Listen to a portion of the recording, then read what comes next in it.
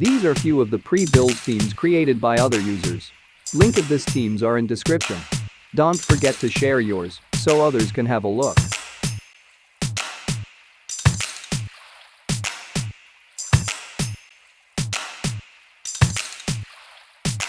Hi there, everyone. Today I am going to show you how you can customize or create your own theme for the Chrome browser. Now you get themes from Chrome Web Store. A few of them are great, but you cannot customize them according to your need and test. Now today we will be looking into an extension from which you can customize according to your need. The extension is called nightTab. The link is in the description. After adding, when you open a new tab, you will see an interface like this.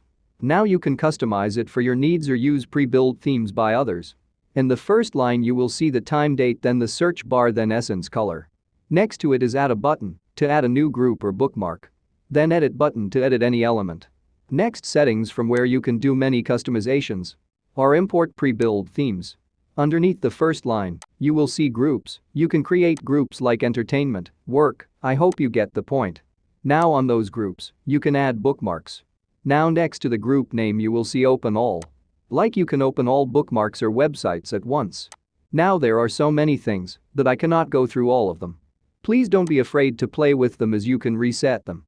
Let's start with adding a bookmark. Now on add a new bookmark, first tab is visual and name, where you can select what you want to show in your bookmark like letter, icon or image. Now on the right side, you can see how it will look. Beneath that, you will see show name. Now if you fill up the name to show over there. Let me show you with all the options over here. Like in letter, you can type in letters like YT for YouTube or search for an icon for YouTube and set it, or else set an image. Next tab is address to set the bookmark URL. Next is position tab, where you can set where you want to place the bookmark in. Like in an existing group or a new group, and in which position. Now most of the things or settings are explained quite well.